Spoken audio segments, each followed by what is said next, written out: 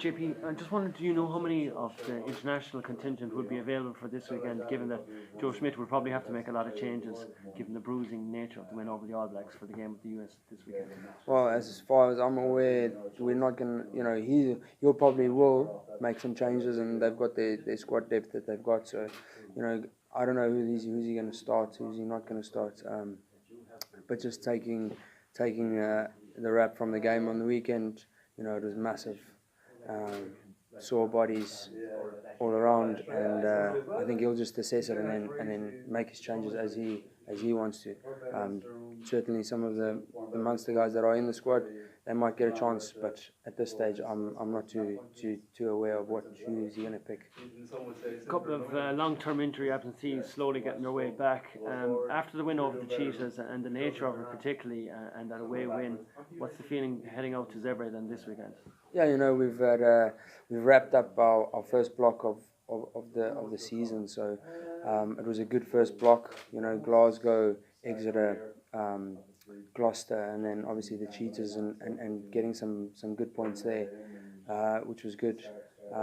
Obviously Zebre is the next level. It's the next start of the 10-week block, and we've obviously got to focus on what we want to achieve in this 10-week block. And the other thing is their quality side. Right? They beat Cardiff over there. They've beat Bristol, the Bristol Bears.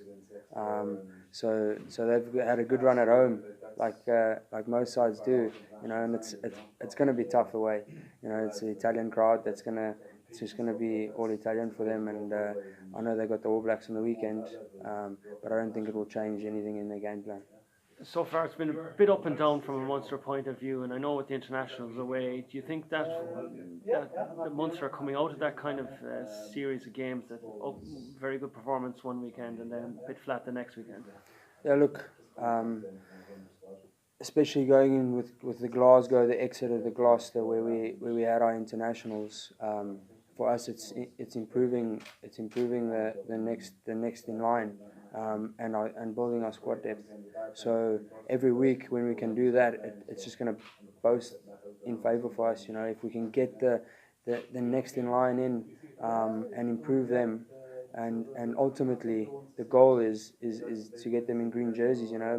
But also before that is to perform for Munster, and to be on the level that once the international player leaves and goes international camp, that they'll just step up, and we get the same intensity, the same training, the same performance as the international. Ireland versus New Zealand, everyone watched it and everyone enjoyed it, but can I ask you from a defensive point of view, obviously defence coach, it was a masterclass, wasn't it, from Ireland? It was unbelievable. Myself and Faz, we talk quite a bit, but just the one thing that stood out to me is just the physicality of Ireland, and they really brought it on the weekend. You could see that, like CJ said after the match, he said, the lads took their hearts out of their bodies and put it on the jersey, and it is truly like that.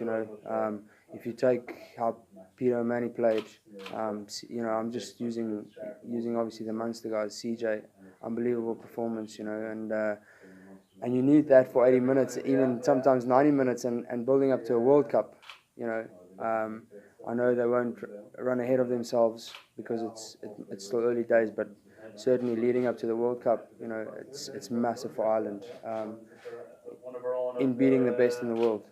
How important is it from a Munster point of view that Ireland put in a performance like that, but also had a very low penalty count, because you've struggled a little bit with getting that mix right, the aggressive defence, but also keeping down the Yeah, look, I mean, even with us, with Munster getting that defence right, but then conceding penalties, and it puts you on that back foot, and then it puts you under pressure because you get into your 22. And I mean, we saw it when we played the Cheetahs. Your fly-offs are so good at the moment that Bill Johnson got a penalty on his 10 and he put it out 5 meters from the Cheetahs try line, and we scored. So I mean, those things are crucial. And we've said it. We said, if we can limit the penalties, it will put us in such a good position. Because what else is there to play off then? And teams are just with the phases, and the attack is getting so much better, man. Everything's getting so much better that it's putting the defense under pressure. But then you concede in the say 9th phase of defence, you concede a penalty and it just puts you back and you got to go again. So it is massive, but it was obviously massive for the win for Ireland on the weekend. It's the first time we've spoken to you in this press setting. I'm speaking to Jacques Nienaber, he was saying that what you know about defence from South Africa might not work up here. Have you had to do an awful lot of learning on the job in different styles of rugby, the way teams come at you? Look, it is definitely. It's Super Rugby. Luckily, I had a taste of Test match rugby in 2016, so I knew where it's coming from, and I had the stint up with the national side with South Africa, in the autumn international. So I knew that what was coming, and it's not a big change, but there's intricate parts of it that's different to northern hemisphere and the southern hemisphere sides, and I've taken that on board and I've used it, and then obviously changed one or two little things. But for me coming in, it was just a bit more of sticking with what Munster's used to and not inflicting too much difference and saying, listen, this is out, the whole system's out, and then adding my full in. I mean, the individual can't change everything. It's the team that needs to change. So certainly we've kept a lot of things, and I've also implemented a couple of things on my side. Last one for me. Obviously, you're nearly here a year, enjoying your time at Munster. Yeah, brilliant.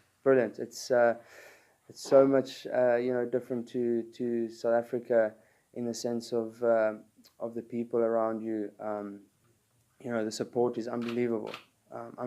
Where we've seen in South Africa at the moment, it's fading away. But over here, it's just so unbelievable how the supporters support you from when you lose a match to when you win a match. They just stay the same, and they've got the same respect and feelings for you, and I think that gives the lads such a big go-to on game day. And it's not just about disappointing yourself when you lose; it's about disappointing the Munster fans, and that plays a big role.